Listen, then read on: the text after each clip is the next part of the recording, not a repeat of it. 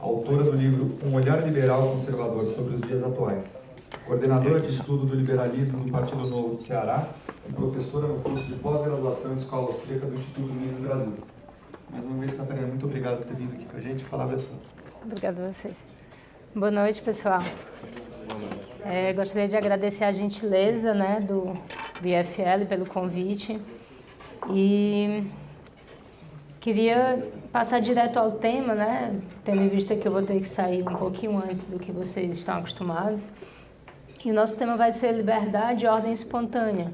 A gente vai trabalhar aqui o pensamento de um autor austríaco, o Friedrich Hayek. E eu vou falar um pouco e depois o menino prodígio, que é o Luca, ele vai tomar o meu lugar, porque ele já assistiu às aulas, já teve uma overdose de Hayek, e ele vai conseguir dar conta do recado.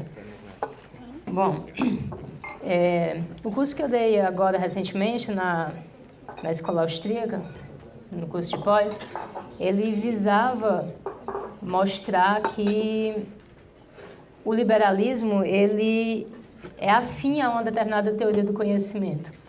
Então, embora seja uma perspectiva política, ele tem uma certa concepção de racionalidade, de conhecimento, que flerta muito com uma tradição mais cética, uma tradição mais falibilista da razão, um conceito de racionalidade mais mitigado, uma razão com R minúsculo. E não uma razão com um R maiúsculo, aquela razão absoluta, aquela razão que busca um conhecimento totalizante das coisas. Então, algumas características da escola austríaca corroboram com essa nossa tese de que uma teoria do conhecimento na perspectiva liberal, ela estaria muito mais próxima de algo modesto, no sentido do conhecimento, sem grandes pretensões, sem grandes narrativas, Então, vamos ver inicialmente algumas características da escola austríaca que mostram esse aspecto, tá certo? A escola austríaca, ela trata de uma teoria da ação humana e não de uma teoria da decisão, Ela trata de um processo dinâmico e não de um processo estático. Ela não pressupõe uma informação perfeita, objetiva e constante. Ela preza por uma distinção entre conhecimento científico e conhecimento prático. Ela se distancia um pouco do formalismo matemático. E ela trata dos fenômenos não como algo constante e atemporal, mas como algo complexo e imprevisível. Então, a escola austríaca, ela apresenta uma ideia de sociedade que é muito mais dinâmica, que é muito mais complexa, que é muito mais concreta do que algo mais racional e abstrato, Então,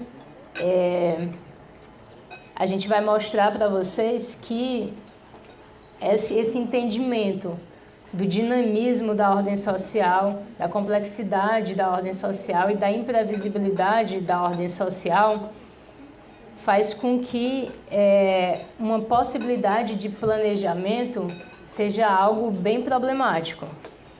Se o conhecimento está disperso, se a sociedade se articula de uma maneira orgânica e dinâmica, se as nossas ações não são previsíveis, então um planejamento ele é algo inviável.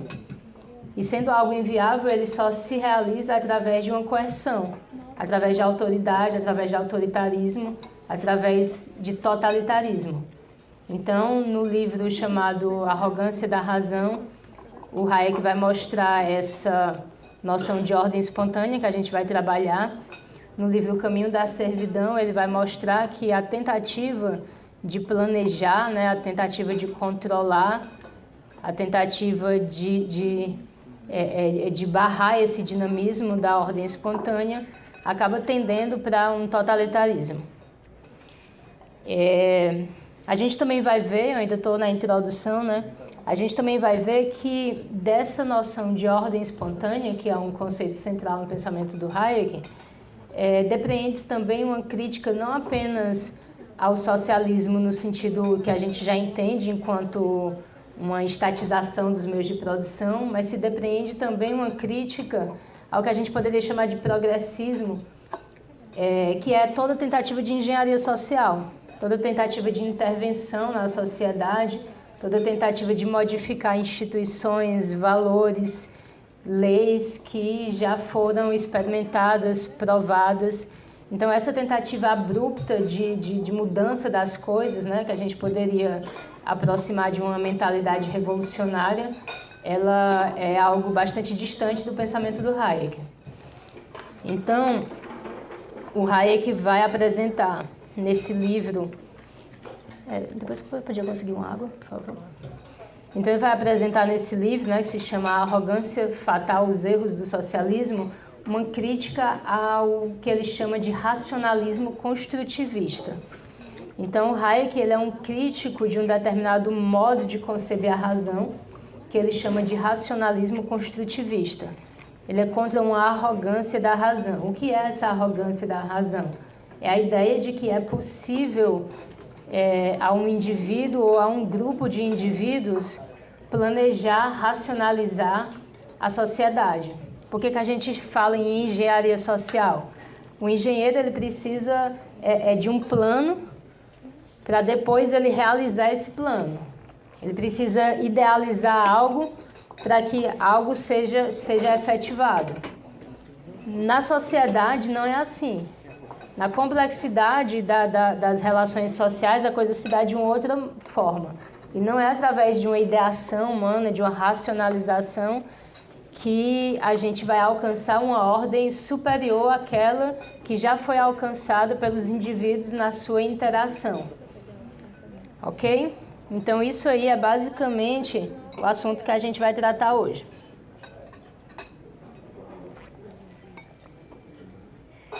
Eu queria começar apresentando para vocês uma distinção entre duas tradições de liberalismo. Então, existe uma tradição, que é a tradição do liberalismo clássico, do liberalismo britânico, do liberalismo evolutivo, que são formas de denominar essa mesma tradição, e uma outra tradição que também é chamada de liberalismo francês ou liberalismo continental. Então, isso aí vai ser fundamental para o que eu vou apresentar hoje. E a gente vai ver, então, a partir de agora, algumas distinções fundamentais dessas duas tradições. A primeira tradição, que é uma tradição cuja influência filosófica é de base empirista, ela se sustenta numa formulação clássica de liberdade, que é a liberdade sob o império da lei. Essa tradição, ela remete à Grécia, aquilo que foi pensado na Grécia Antiga, no século IV a.C., enquanto liberdade, justiça, Estado constitucional. Ela remete às nossas mais caras raízes ocidentais. Ou seja, existe uma vertente de pensamento político que nos foi legada, que surge ali na Grécia, né? E que passa pelo estoicismo, na defesa do direito natural, que passa pelo direito romano, que passa pela Idade Média, por uma compilação dessas mesmas teses pelos jesuítas espanhóis, que passa pela Escola de Salamanca, que de certa forma é precursora da Escola Austríaca, e que antes da Escola Austríaca já passa por John Locke, que acaba sistematizando todas essas ideias em uma linguagem mais moderna, em uma linguagem mais palatável à modernidade. Então é a nossa tradição, essa é a nossa tradição. No entanto, existe também uma outra tradição que é dita liberal, e se ela é dita liberal é porque ela possui alguns pontos de confluência com aquilo que a gente chama de liberalismo, mas essa outra tradição do liberalismo francês, ela tem algumas características que a distinguem dessa tradição a qual eu me referia. Quais são essas características? Ela tem uma forte tendência antitradicionalista, ela tem uma forte tendência anticlerical, ela tem uma forte tendência antirreligiosa. Então, a influência é diferente, a influência vai ser muito mais forte do racionalismo e não do empirismo. É essa tradição do liberalismo continental que vai influenciar a Revolução Francesa, né? E que vai, digamos assim, ser a base teórica que vai acabar culminando no terror francês. Por que essa distinção é importante? Essa distinção é importante, primeiramente porque até hoje, né, se a gente quiser falar da atualidade, a gente sabe que o liberalismo ele tem um espectro muito amplo e que você pode encontrar pessoas que defendem posturas que acreditam que são liberais, mas que estão muito próximas daquelas pautas defendidas pela esquerda progressista, enquanto você vê outras pessoas que se dizem liberais que têm um pensamento mais próximo de um conservadorismo, e às vezes a gente não entende muito bem o porquê disso. Ora, essas pessoas que se afirmam liberais, mas que têm posturas um tanto quanto conservadoras, elas estariam mais próximas dessa tradição clássica, dessa tradição que foi influenciada pelo empirismo britânico, dessa tradição que foi influenciada pelo iluminismo escocês e não pelo iluminismo francês. Ok? Então, é uma diferença. Existe um filósofo, um pensador político, né, que é o Edmund Burke, que ele é bem importante para essa diferenciação que eu estou fazendo para vocês. Por quê? Porque ele era um liberal. No entanto, quando a Revolução Francesa estava ainda em curso, ele escreveu um livro chamado Reflexões sobre a Revolução em França, onde ele já dava conta da diferença daquilo que estava acontecendo na França para aquilo que aconteceu na América. Ou seja, os princípios da Revolução Americana, os princípios que motivaram a Revolução Americana eram distintos dos princípios que motivavam a Revolução Francesa. E que diferença é essa? A diferença é que ali na França existia uma supervalorização da racionalidade, da razão, um endeusamento da razão e uma pretensão arrogante, né, para usar esse termo do Hayek, uma pretensão arrogante de querer fazer tábula rasa de todas as instituições para construir algo novo. Então, não sei se vocês se recordam dessa frase que a gente ouviu muito no ensino médio, estudando história, que eu só vou sossegar quando o último padre for enforcado com as tripas do último rei.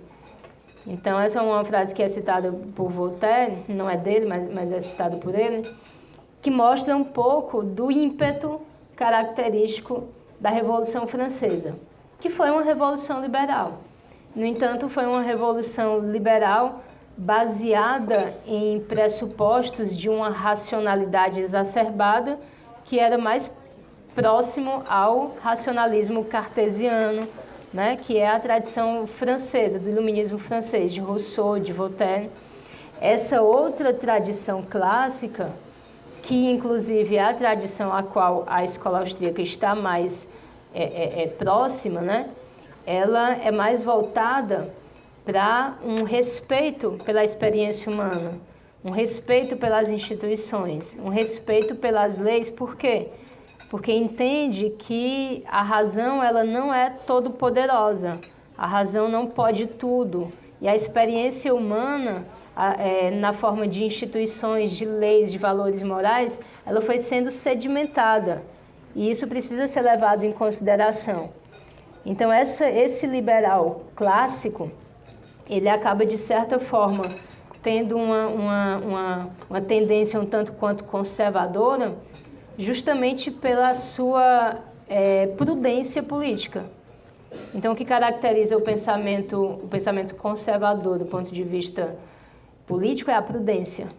Então, a prudência em relação a essa mentalidade revolucionária, uma prudência em relação a essa pretensão de engenharia social, de remodelar tudo, de fazer tábula rasa dos valores, de fazer tabula rasa das instituições, ok? Um outro aspecto que eu gostaria de salientar, que a partir desse momento a gente vai trabalhar, é que nessa tradição do empirismo escocês, além de existir uma reflexão em torno da soberania da razão para forjar valores morais, para forjar instituições, além de existir uma cautela em relação a isso, o fato de que havia uma reflexão sobre os aspectos não racionais do ser humano reflete em uma compreensão dos aspectos não racionais da sociedade. Então, a noção que vai ser bastante trabalhada pelo Hayek de ordem espontânea, ela já existia ali, na verdade, ela é gerada dentro do pensamento do iluminismo escocês. E agora a gente vai tentar entender um pouco o que seria essa ordem espontânea, que é um dos conceitos fundamentais do Hayek. Tá, fica à vontade.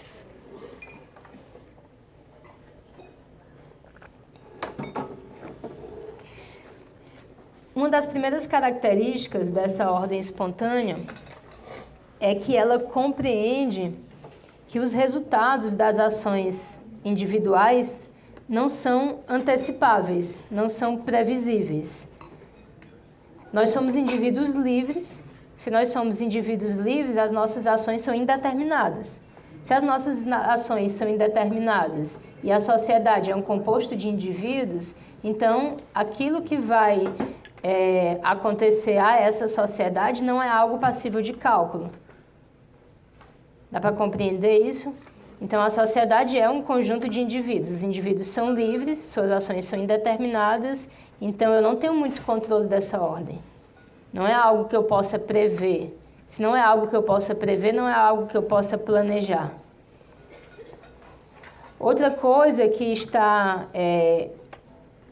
implícita nessa concepção de ordem espontânea é que as estruturas sociais complexas, elas não derivam da inteligência humana, elas não derivam da ideação humana.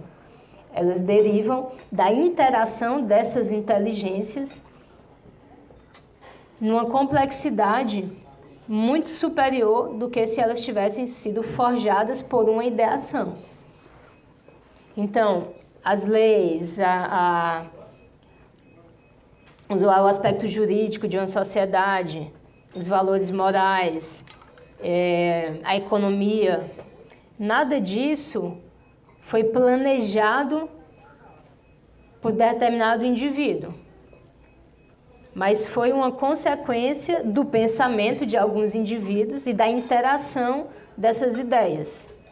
Isso é diferente. Uma coisa é eu planejar algo no sentido da minha inteligência individual. Outra coisa é eu, na busca de realização das minhas finalidades, na utilização do conhecimento que me é próprio e que me é próximo, eu criar, nesse processo interacional, uma ordem que me escapa. Então, existe essa noção de que essa ordem espontânea ela é superior àquilo que é possível de ser planejado por uma mente de um indivíduo ou de um grupo seleto de indivíduos. Ou seja, há uma superioridade do dinamismo espontâneo em relação ao planejamento.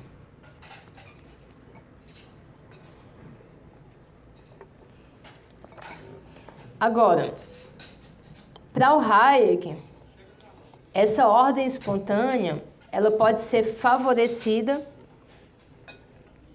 por determinadas normas. Na verdade, a própria ordem espontânea, ela gerou determinadas normas, ela gerou determinadas instituições, ela gerou uma auto-organização que a favorece. Ou seja, a lei, no sentido de normas abstratas, ela favorece porque ela dá segurança ao indivíduo. Esse indivíduo tendo segurança para criar, para agir, a sociedade vai continuar em um bom dinamismo. A sociedade vai continuar progredindo no bom sentido e não no sentido dos progressistas. Então, lembra que na tradição a qual eu me referia, que é a tradição clássica, a ideia de lei, ela é muito básica. A ideia de liberdade, aliás, ela é muito básica. A liberdade, ela está sob o império da lei. Então, a lei, ela sempre vai ser necessária.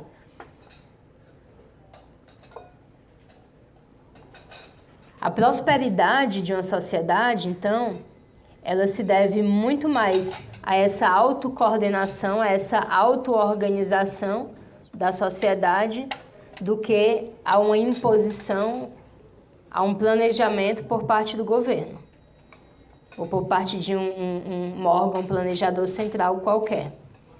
Então, a prosperidade liga-se mais à coordenação espontânea dos esforços individuais que às políticas governamentais deliberadas.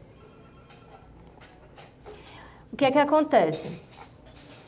Alguns pensadores franceses vão questionar essas instituições centrais da ordem espontânea. Vão questionar no sentido de entender que qualquer lei, ela oprime. Qualquer lei é negativa. E para um liberal clássico não é assim. Porque a própria ideia de liberdade, nesse sentido clássico, ela já pressupõe a ideia de lei. A liberdade, ela não é um valor absoluto. Eu não posso afirmar absolutamente a minha liberdade, porque eu não posso invadir a liberdade do outro. Então, a ordem espontânea, ela gera instituições, ela gera leis, ela gera valores. E isso, ao ser respeitado, de certa forma preserva a ordem espontânea. Quando eu coloco em xeque essas instituições que foram geradas pela ordem espontânea, eu coloco em xeque a própria ordem espontânea. Eu coloco em xeque a própria sobrevivência da sociedade. Então, vamos fazer agora uma distinção entre dois conceitos de liberdade, que, na verdade, é um desenvolvimento, né, daquela distinção inicial entre as duas tradições, entre a tradição clássica e a tradição francesa. Na tradição clássica britânica, o conceito de liberdade está relacionado à segurança do indivíduo e da propriedade, está relacionado à limitação dos poderes do Estado. Ou seja, a liberdade ela é definida em termos de proteção legal contra a coerção arbitrária. É uma definição muito simples, é uma definição negativa, é uma definição básica. Então, a liberdade, para a tradição clássica, ela se define em termos de proteção legal contra a coerção arbitrária. Ora, na tradição continental, a noção de liberdade ela vai ter várias nuances diferentes. E na leitura de Hayek, isso vai comprometer a própria noção clássica de liberdade. Então, isso aqui é um aspecto muito importante da abordagem dele. Porque o próprio conceito de liberdade se deixa desvirtuar nessa outra tradição. Na tradição continental, a liberdade tem mais a ver com uma demanda de autodeterminação de cada grupo. Ela está fortemente vinculada ao racionalismo. O Hayek cita uma frase do Spinoza, no livro dele, que é o homem livre é aquele que age sempre conforme a razão. O papel da racionalidade na segunda tradição é muito forte. Mas o pior para a deturpação desse sentido de liberdade é promovido pelo Rousseau. Porque para o Rousseau, a noção de liberdade, ela acaba sendo entendida como a ausência de restrições culturais. Veja bem o campo minado no qual a gente está. Para o liberalismo clássico, a própria liberdade pressupõe a lei. A própria liberdade pressupõe a propriedade privada. Porque pela propriedade privada e pela lei, eu garanto ao indivíduo a segurança necessária para o exercício da sua liberdade. Com Rousseau é o contrário. O Rousseau vai pensar que a propriedade privada é o primeiro momento de alienação do bom selvagem, que é o conceito que o Rousseau trata, né? E que as restrições civilizacionais, que também são caras ao liberalismo clássico, elas distanciam o homem daquele estágio que seria mais, digamos assim, mais pleno, que seria o estágio primitivo. Queria que vocês percebessem o que eu estou tentando dizer é que se para o liberal clássico, aquilo que foi gerado pelo processo civilizatório, como valores morais, instituições, família, propriedade privada, se tudo isso é um aspecto positivo e é um aspecto necessário para que a ordem espontânea continue a se desenvolver, a leitura do Rousseau com o mito do bom selvagem é uma leitura de que esses aspectos são negativos. Então, essa tradição que lê a ideia de liberdade, que lê a ideia de sociedade sob essa ótica de Rousseau, ela vai ter um sentido corrompido de liberdade. É uma liberdade que estaria vinculada a um aspecto primitivo. Quando eu dava aula lá na pós-graduação de escola austríaca, eu falei um pouquinho sobre filosofia grega, e aí eu falava para os meninos o seguinte: na Grécia Antiga, existia uma ideia de finalidade do homem. O homem tende para algo justo, assim, é intrínseco a mim, como ser humano, a busca por algo mais elevado do que aquilo que eu tenho, do que aquilo que eu sou.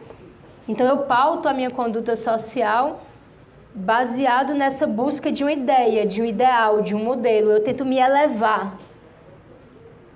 Os gregos sabiam muito bem que nós somos seres dotados de uma parte irascível, de uma parte instintual, de uma parte passional, mas também de uma parte racional e espiritual.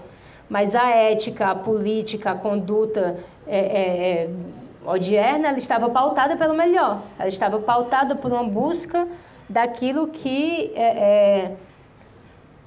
nos é próprio enquanto seres racionais e espirituais. Por que eu estou dizendo isso? Porque se você tem um movimento ascendente, nesse exemplo grego que eu dei, na modernidade você tem um movimento descendente. Porque eu estou apontando para um mito de um bom selvagem que existiria anteriormente ao processo civilizatório. Então, se a teleologia, o telos, a finalidade, a partir da Grécia, ela me aponta para algo que estaria além, na modernidade, a finalidade seria resgatar algo que estaria aquém. Um certo mito do bom selvagem, de um homem primitivo, que se não houvesse civilização, ele seria bom, num comunismo primitivo, onde não haveria sociedade privada. Tá certo? Isso que eu estou falando de uma maneira meio complicada, ela aparece no nosso dia a dia como visões éticas distintas. Uma pessoa pode se afirmar livre porque ela faz o que quer, sendo que esse querer está ligado à sua parte menos racional. Ela atende aos seus desejos, ela atende aos seus impulsos, ela atende às suas volições e ela se julga livre, quando na verdade ela é escrava. Porque ela é escrava dos seus próprios instintos, ela é escrava das suas próprias pulsões. Entende? Então, quando a gente olha para a nossa sociedade atual e a gente vê pessoas com uma frouxidão, com uma lassidão moral, com a incapacidade de autogoverno, e que acreditam que isso é o exercício de uma liberdade, a gente entende que houve uma deturpação da noção de liberdade. Porque para os gregos, como para qualquer ética um pouco mais elaborada, a minha liberdade não pode ser a minha conduta baseada na minha sensibilidade. Se eu sou um animal racional, eu posso escolher se eu me conduzo racionalmente ou se eu me deixo levar pela animalidade. Então, voltando aqui para o Hayek vai ser muito duro em relação à crítica que ele faz a essa deturpação do conceito de liberdade, e ele é explícito ao dizer que a formulação desse novo conceito de liberdade inviabiliza a verdadeira liberdade, o exercício verdadeiro da liberdade, que pressupõe a lei, que pressupõe autodomínio, que pressupõe que nós nos conduzamos enquanto seres não meramente primitivos, naturais ou instintuais, né?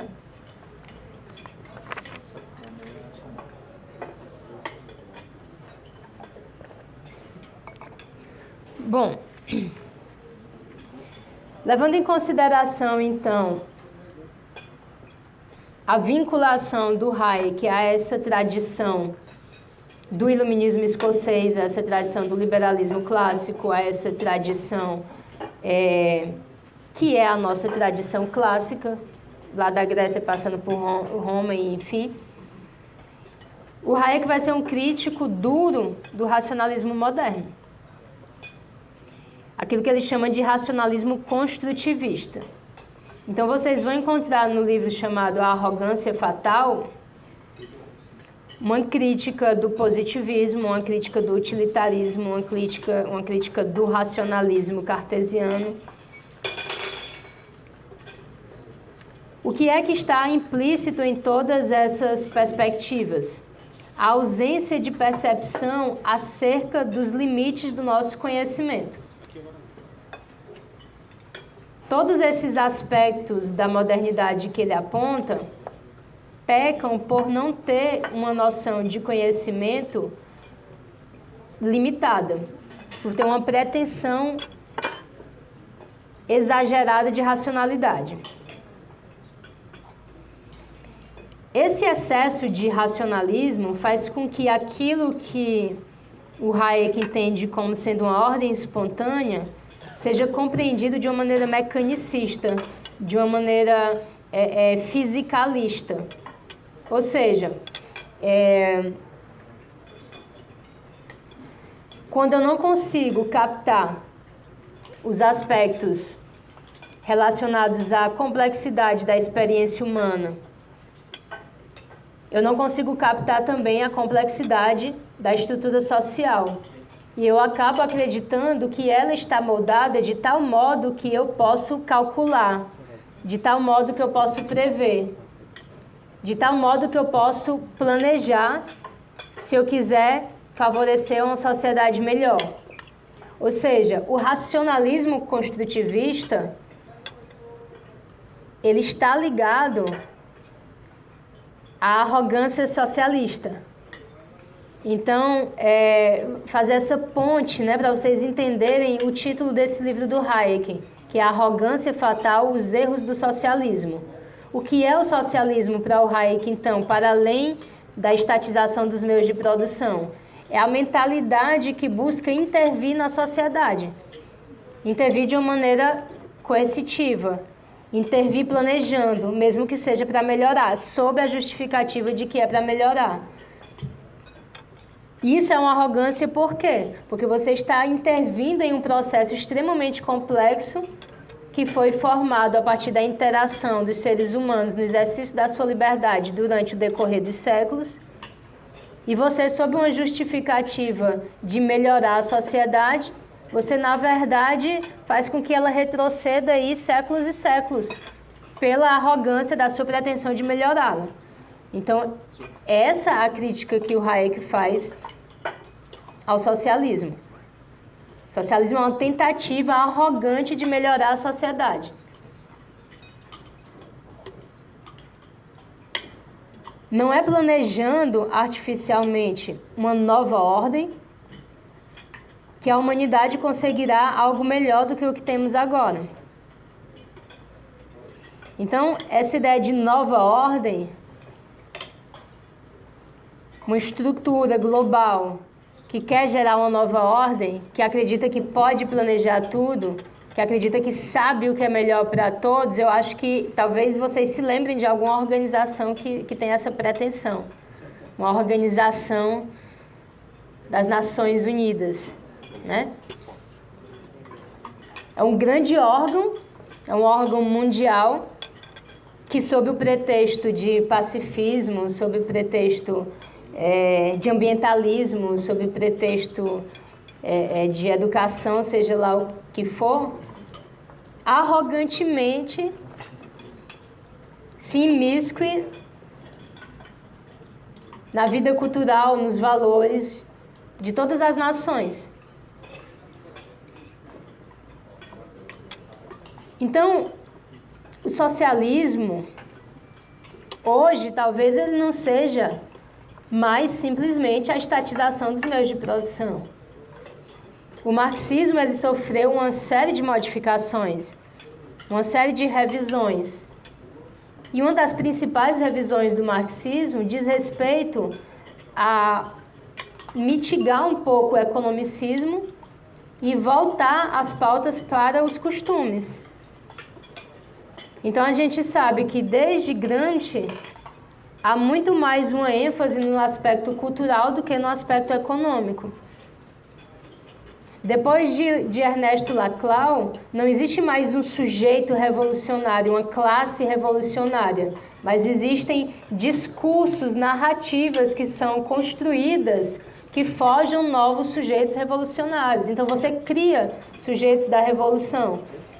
Pode ser o movimento negro, pode ser o movimento indígena, pode ser o movimento LGBT, pode ser o movimento feminista, pode ser qualquer âmbito da sociedade que tenha determinadas demandas que possam ser manipulados pela esquerda, fazendo da ordem de mercado seu inimigo comum.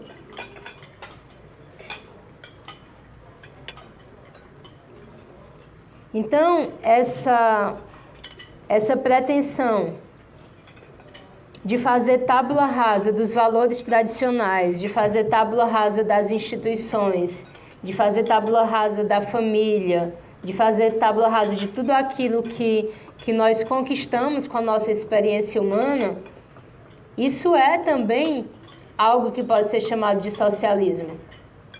O socialismo hoje, ele está muito mais revestido de progressismo. E ele está disfarçado nessas pautas, nessas palavras talismã, essas palavras que pedem uma aderência. Então você cria uma palavra bonita, você cria uma causa bonita, mas o que você quer é intervir.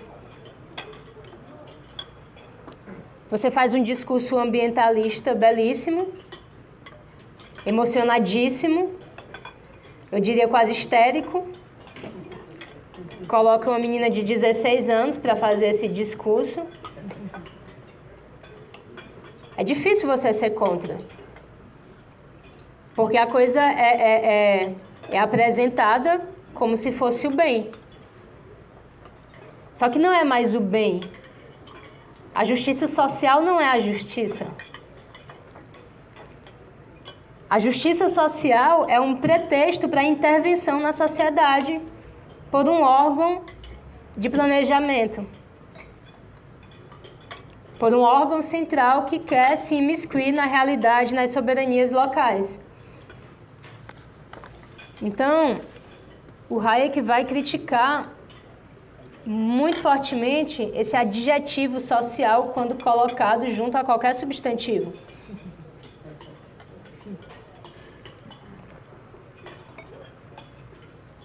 Então ele vai dizer o seguinte: no adjetivo social confundem-se imperceptivelmente os sentidos concreto e normativo, indo da descrição à prescrição. Social torna-se uma palavra de ordem para a moral racionalista, visando substituir a moral tradicional. Não se trata mais apenas de estatização dos meios de produção, se trata de uma substituição da linguagem, se trata de uma substituição de valores.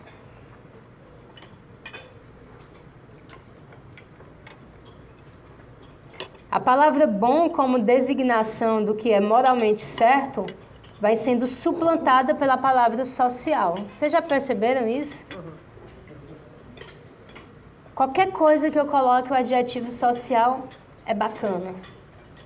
Empreendedorismo social, justiça social, qualquer coisa social, é uma palavra mágica. Partido social. Desigualdade social. Qualquer coisa, a palavra se modifica, mas no caso da justiça é mais grave.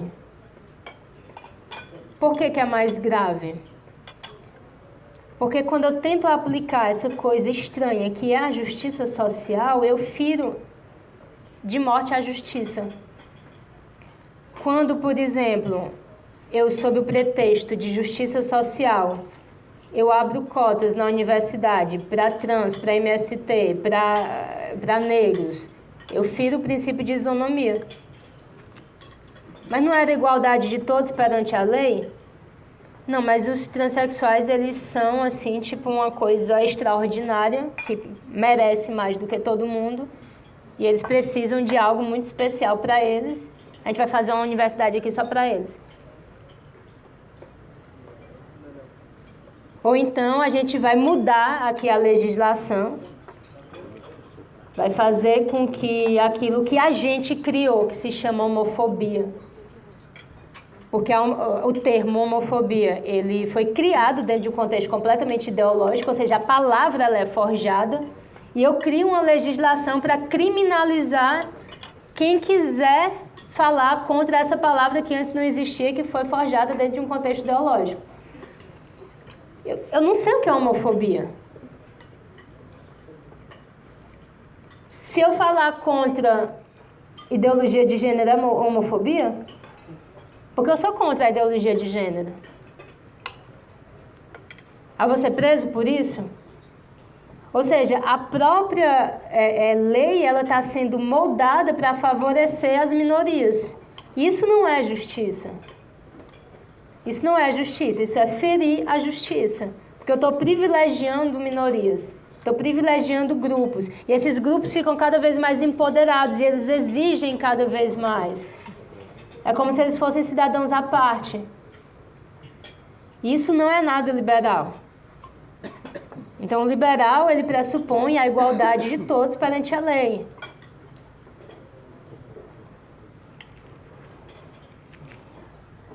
A justiça distributiva, que a justiça social demanda, é incompatível com a ordem de mercado competitiva, que assegura a própria manutenção da sociedade. Um outro aspecto, né, dessa questão da justiça social, que seria a distribuição igual de riquezas, ela é muito problemática, porque se eu tentar fazer isso, eu destruo a economia de mercado. E se eu destruir a economia de mercado, eu destruo a sociedade. Então deveria ser justiça antissocial, porque ela não favorece a sociedade. Porque como eu vi que existe um dinamismo próprio dessa ordem de mercado, dessa ordem espontânea, a minha tentativa de intervenção, seja lá sob que pretexto, ela vai prejudicar essa ordem. Não se trata de ser mal, não se trata de ser ruim, nada contra. Pelo contrário, no livro mesmo Hayek vai dizer, eu não estou falando que o Estado não possa favorecer em um determinado contexto as pessoas que estejam totalmente à parte. Se trata de você querer proteger determinados grupos do risco que é inerente à ordem de mercado. Isso é ruim. Isso é ruim. Então, na ordem espontânea de cooperação humana, a alocação de recursos não se dá segundo critérios de justiça. A ordem espontânea ela é amoral. Ela é amoral. Então, o capitalismo não é ruim. E também não é bom, porque não é algo que seja passível de um juízo de valor moral. É uma ordem complexa que é gerada pela atividade livre dos indivíduos. E até agora é o melhor que a gente tem. quando eu tento atribuir um juízo de valor a isso, que eu digo que o capitalismo é mau, então eu busco meios para destruir isso e o que vem é muito pior. E a história já provou, e a história continua provando. E a gente tem aqui do nosso lado, na nossa fronteira, um país que pagou para ver e que está sofrendo as consequências da aplicação de um outro sistema que é diferente desse capitalismo malvado. Então, a exigência de que cada um receba o que moralmente merece é inócua e divide a humanidade em dois grupos hostis por promessas que não têm um conteúdo realizável. Então, você tem dois grupos que discordam, que divergem, que discutem. Um grupo que é pró-mercado, pró-ordem espontânea, pró-capitalismo, e outro grupo que é contra essa ordem. Qual é o problema desse debate? É que aqueles que se alinham à ética anticapitalista são uma ameaça à civilização, pois condenam as instituições geradoras de riqueza às quais devem sua existência. É uma briga de vida ou morte, porque se a mentalidade anticapitalista ganha, o resultado é a miséria, o resultado é a fome, o resultado é a perda de liberdade, o resultado é a Venezuela.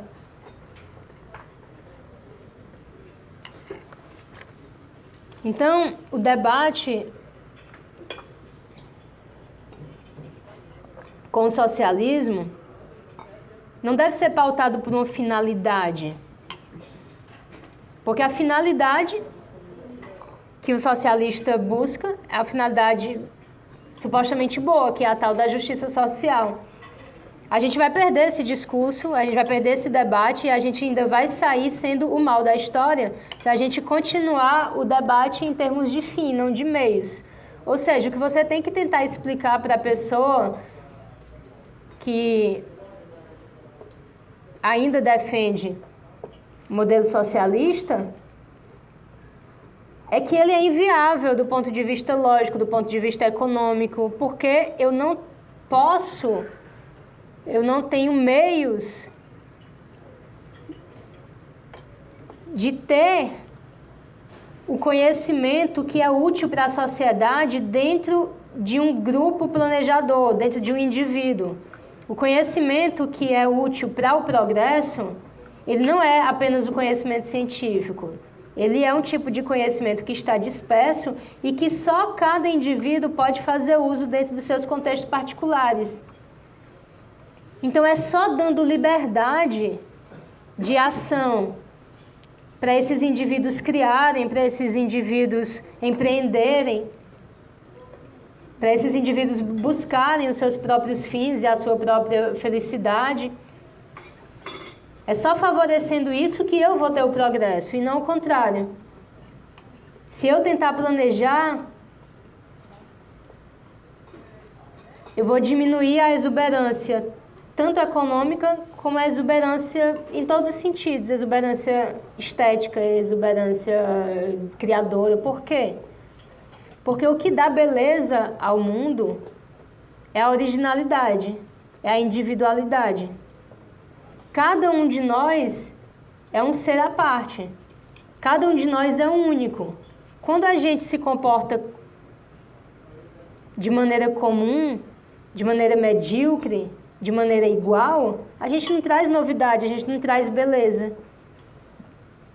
E o que é o coletivismo? Todos iguais. Nós não somos iguais. Nós não precisamos ser iguais. Nós precisamos tentar tirar de nós aquilo que é diferente, aquilo que é original, aquilo que é belo, aquilo que é grandioso, aquilo que é nobre. Então, toda sociedade precisa de brilhantismo, precisa de grandes intelectos, precisa de grandes nomes, precisa de grandes ideias. E isso vem do indivíduo. Isso precisa vir do indivíduo. Isso só pode vir num ambiente de liberdade.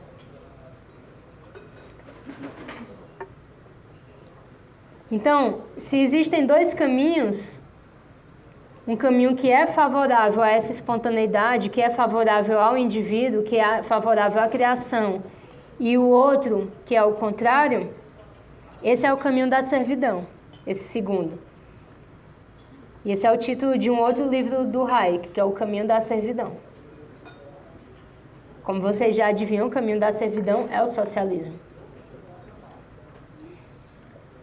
Então, uma das coisas que o Hayek mostra nesse livro é que a redistribuição extensiva de renda e a atuação de um Estado previdenciário paternalista conduz ao aumento gradual do controle governamental. Esse controle governamental, o aumento desse controle, por sua vez, destrói as bases da economia de mercado, que, por sua vez, asfixia o poder criador da sociedade livre, que, por sua vez, altera os ideais políticos e o caráter de um povo. A própria mentalidade do povo vai se modificando, quanto mais a gente permita essa intervenção do Estado. Porque as pessoas vão se acostumando. Nós vivemos dentro de um país que tem uma mentalidade extremamente estatista. Então é difícil o indivíduo acreditar que ele é capaz, que ele pode, que ele vai conseguir, que ele não precisa daquela proteção, daquele paternalismo, daquele subsídio, daquele assistencialismo o tempo todo. Ou seja, a intervenção do Estado, ela vai gerando um certo servilismo, uma mentalidade servil. E essa mentalidade servil, ela abre espaço para um Estado maior, para uma maior intervenção. Isso é o caminho para um totalitarismo. Você vai do autoritarismo para o totalitarismo. Quanto mais você cede enquanto indivíduo, quanto mais você pede ao Estado, mais você se encaminha para o totalitarismo. Não importa se no momento o Estado está fazendo algo bom para você. Você está delegando o poder para que ele faça algo bom.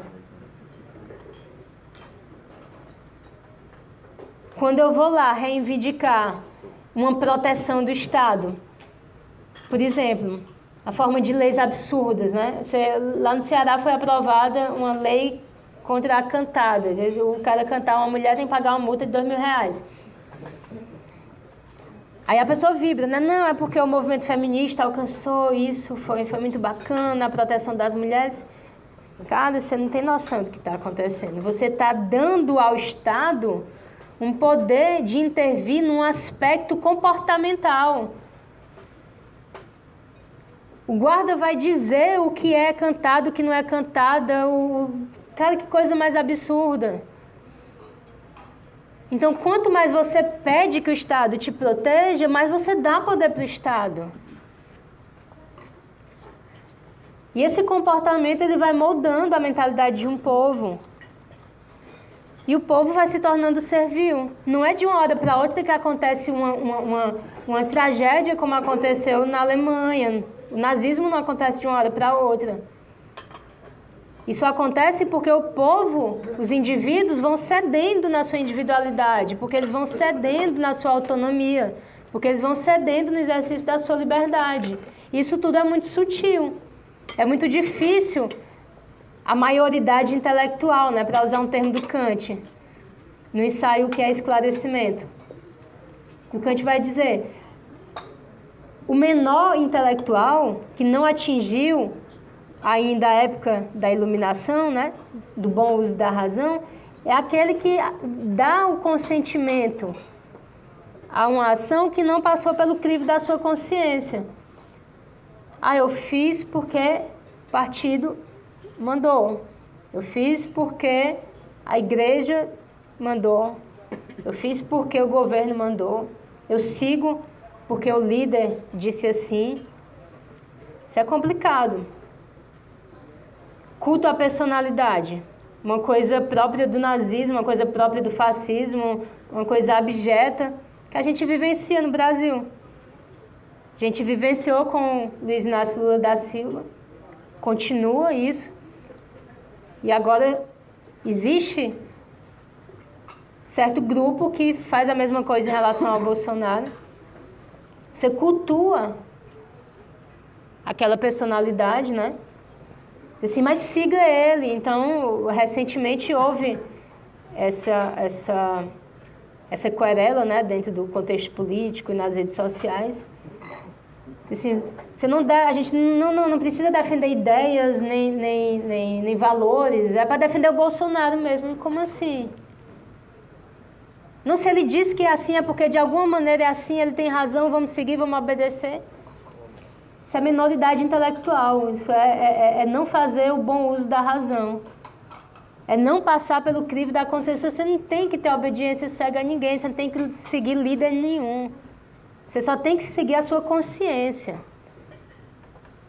Qualquer atitude, qualquer ação que não passe pelo crivo da sua consciência deve ser rejeitada. Então não tem isso de siga o líder, não. Não tem isso de você trocar o nome e botar fulano Lula da Silva. Ou de você dividir a face e colocar, como está nas redes sociais, com metade de uma face, seu rosto, metade o Lula. Ou de você gritar mito, mito, mito e vamos lá. Isso é servilismo. Isso é falta de autorrespeito. Você tem que se respeitar, você tem que ter autonomia, você tem que ser um sujeito pensante. Tem que ser capaz de refletir acerca da atitude de quem está governando, né? Então, esse livro do Caminho da Servidão ele é extremamente atual, assim, eu indico a leitura dele para todos.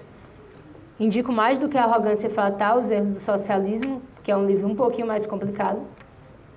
Quando você lê O Caminho da Servidão, você diz, a gente está frito, porque é como se fosse um diagnóstico do que está acontecendo aqui, né? Ou do que ia acontecendo, que é o movimento do Brasil é tão louco, né?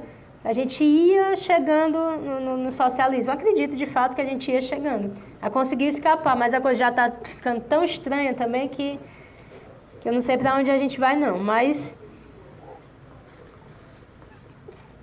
o caminho da servidão ele foi, primeiramente, o abandono das ideias básicas sobre as quais se erguera a civilização ocidental. Dentre elas, principalmente, o individualismo. Então, o individualismo, ele não é uma invenção moderna, não é algo que surgiu com o liberalismo. O individualismo é uma conquista, um legado da nossa tradição que remete ali à Grécia. O distanciamento das nossas raízes, o distanciamento dessa tradição de liberdade, de individualidade, que veio dos gregos, que veio dos cristãos, que veio do Renascimento, que veio do Iluminismo, que veio de todos os momentos históricos marcantes que nos moldaram, né, enquanto civilização. Esse caminho não pode ser abandonado. O abandono desse caminho é o caminho da servidão. Então, como é que a gente pode resistir? Como é que a gente pode ter uma certa lucidez em relação a todos os acontecimentos? Uma dica é essa: buscar a nossa raiz, buscar as nossas tradições. E a outra é no âmbito individual mesmo. Não ceder na tua individualidade, não ceder na tua capacidade de julgar bem, não aderir cegamente a nenhum discurso político, não aderir a nenhum extremismo, né? A nenhum extremismo político. A gente tem que ter um pouco de cautela, a gente tem que ter um pouco de prudência. Então, só retomando um pouco, né, a reflexão principal da aula, que é a questão da arrogância da razão. Parece um pouco contraditório, né? Porque eu estou, ao mesmo tempo, pedindo que nós nos coloquemos enquanto sujeitos pensantes, reflexivos, e, ao mesmo tempo, eu estou dizendo cuidado com a arrogância da razão. É bem sutil isso. Mas a arrogância da razão, essa arrogância que pretende fazer tábua rasa da experiência humana, que pretende fazer tábua rasa das instituições, dos valores morais, da família, de tudo aquilo que nos é mais caro. Então a gente precisa alinhar a nossa liberdade individual com o respeito à tradição, com o conhecimento da tradição, porque foi ela que nos colocou dentro de uma sociedade na qual nós conseguimos exercer a nossa liberdade e ser um sujeito pensante. Porque se nós estivéssemos sob a Sharia, talvez por mais racionais que nós fôssemos, nós não conseguíssemos atingir um nível de percepção e de lucidez que nos fizesse livres. Porque nós também somos condicionados pela estrutura social, pelo contexto político, pela religião. Então é muito difícil uma pessoa que, por exemplo, nasceu na Coreia do Norte, que não tem acesso à internet, que é educada em um modelo completamente doutrinário, ela ter um senso de liberdade. E nós não, nós somos herdeiros das democracias liberais, da sociedade aberta. E, no entanto, nessa mesma sociedade aberta que nos dá liberdade, nós vemos florescer ideias contrárias a isso.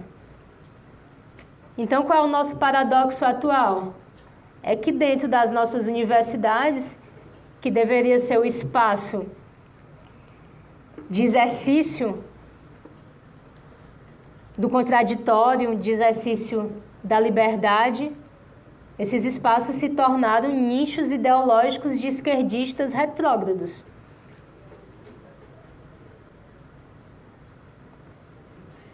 E nem todos conseguem sair da universidade lúcidos. É uma contradição. A gente deveria entrar na universidade e sair da universidade muito melhor. Não é verdade? E o que acontece hoje no Brasil é que uma mãe... se eu tivesse um filho adolescente que fosse entrar na universidade pública agora, eu choraria horrores. Porque só sendo herói, saindo de lá sem ser completamente transformado, né? Porque a lavagem cerebral é grande. Então eu falei da Coreia do Norte, né? Eu falei que é um sistema doutrinário, mas a gente também é bombardeado aqui direto por uma mentalidade antiliberal, por uma mentalidade coletivista, por uma mentalidade esquerdista, por uma mentalidade subversiva, por uma mentalidade que tenta fazer do ser humano não aquilo que é nobre, aquilo que é belo, aquilo que é valoroso, mas aquilo que é grotesco, aquilo que é animal, aquilo que é instinto. Concepção de natureza humana, ela foi deturpada. Então não é fácil a gente buscar novos horizontes, a gente buscar novas ideias, não é fácil a gente sustentar internamente os nossos próprios valores. Mas é só agindo dessa maneira que a gente consegue trilhar o caminho da liberdade, não o caminho da servidão. Então, eu vou concluir a minha apresentação e passar a palavra aqui para o Luca. Concluir com uma citação do Hayek, que ele diz o seguinte: a única alternativa à submissão às forças impessoais e aparentemente irracionais do mercado é a submissão ao poder também incontrolável e, portanto, arbitrário de outros homens. Agradeço imensamente a paciência e a atenção de vocês.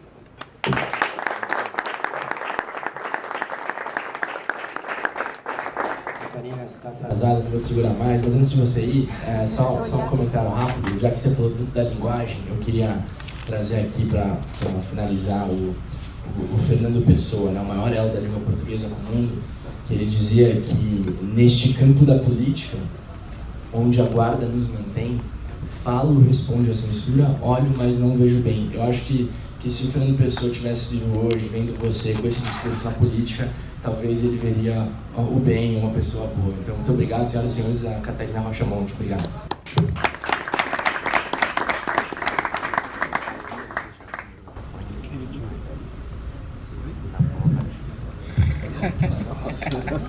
Tchau.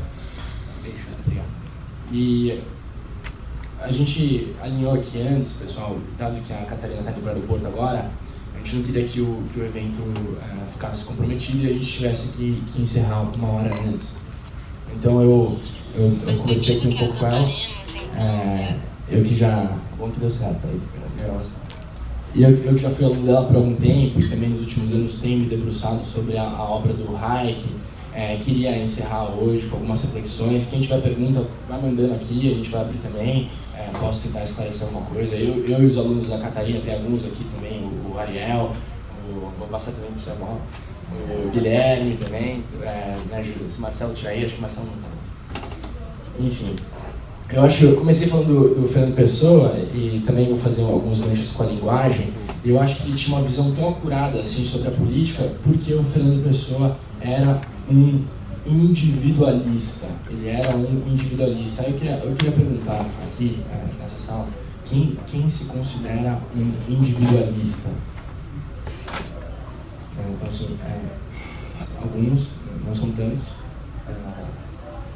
Eu espero que não tenha muitos que se considerem coletivistas. Tem alguns que se consideram coletivistas. Então é interessante, né? Porque no processo seletivo. No processo seletivo.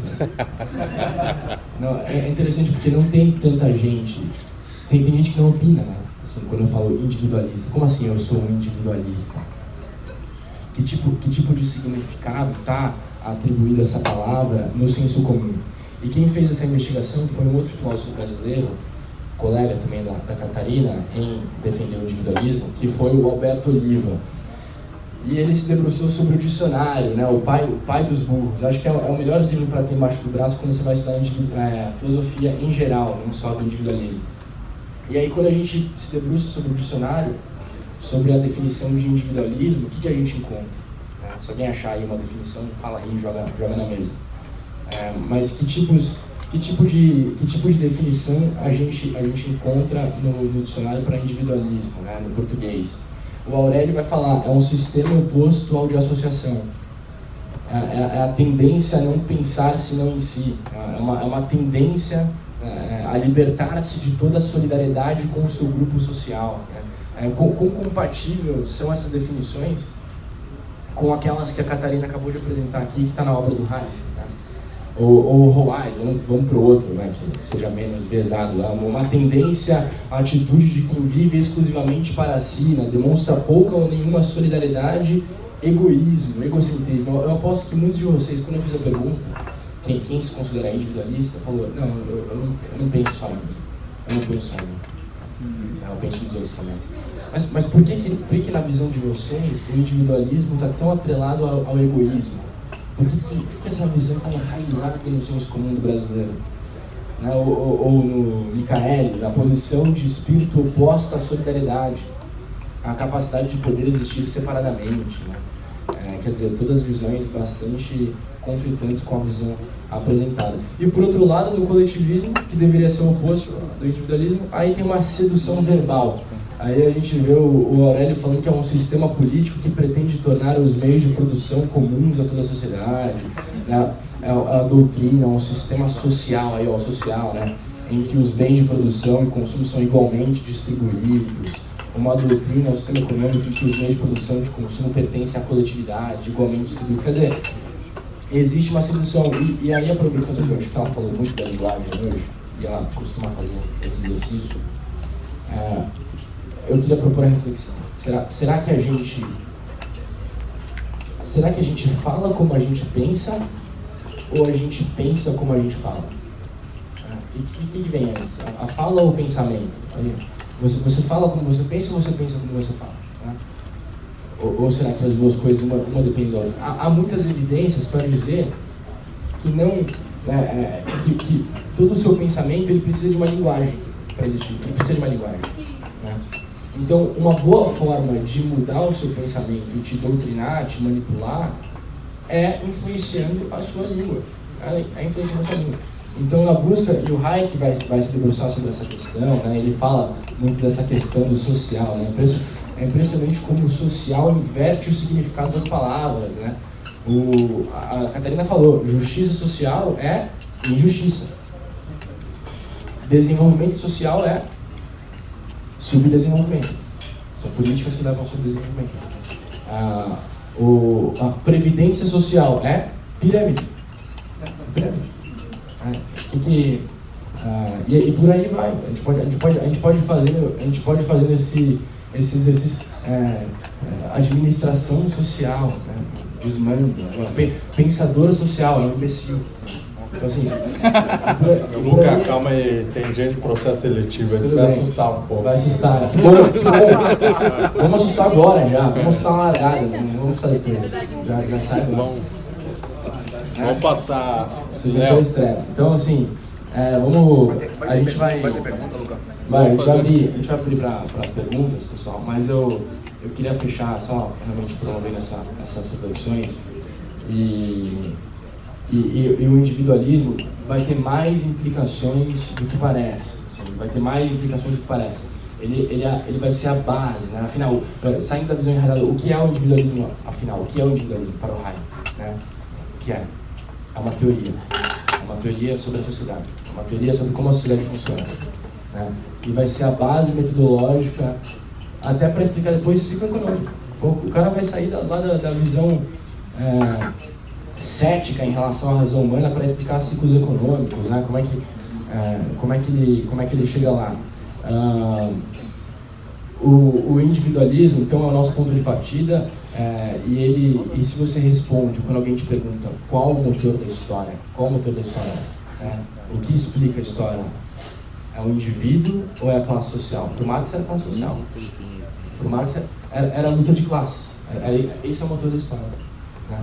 Quer dizer, existia lá um dualismo conflituoso, né? É a burguesia contra o proletariado. Por que dualismo conflituoso? Porque a briga de três é meio esquisito, né? Vocês já viram uma briga de três? Já viram uma briga? Três pessoas brigando, é um negócio meio desengonçado, né? Meio, assim, não faz muito sentido. Não à toa, a esquerda odeia a classe média, porque a classe média não cabe no discurso, ela não cabe na narrativa. Você tem o pobre e você tem o opressor. A classe média não cabe, ela não tem espaço para a classe média. Essa é a verdade, a esquerda odeia. Então, e vários outros dualismos foram sendo construídos em torno de uma narrativa. O Lenin falava, né, e aí para as considerações finais, que não importa o que pensa o proletário, mas o proletariado em si mesmo. Quer dizer, é o indivíduo sendo abstraído em nome de um coletivo. Né? Na minha opinião, o sucesso da civilização ocidental, como a Catarina muito bem pontuou aqui, é baseado no quanto a gente valoriza o indivíduo. Uma coisa que caracteriza a esquerda é que eles não ligam para o indivíduo, você é um grupo. Só um grupo importa, e nesse caso você não importa tanto assim. O Hayek falava que não há nenhuma outra forma de compreender os fenômenos sociais que não seja através do nosso entendimento das ações individuais, direcionadas a outras pessoas e guiadas por seus próprios resultados esperados mesmo. Isso vai explicar coisas do tipo por que o socialismo é totalitário, por que o socialismo não funciona. É a partir do entendimento do indivíduo que a gente chega nessas conclusões. Para fechar, eu acho que essa questão é muito importante para entender o que acontece no Brasil hoje. O eixo foi deslocado para os coletivos e toda a luta ideológica está sendo travada aí. Não por acaso se fala tanto em coletivo, né? É o coletivo dos estudantes, é o coletivo feminista, é o coletivo LGBT. E se depender de mim, o FL não é e nem nunca será um coletivo. Então, abre para as perguntas agora. Boa, Lucas!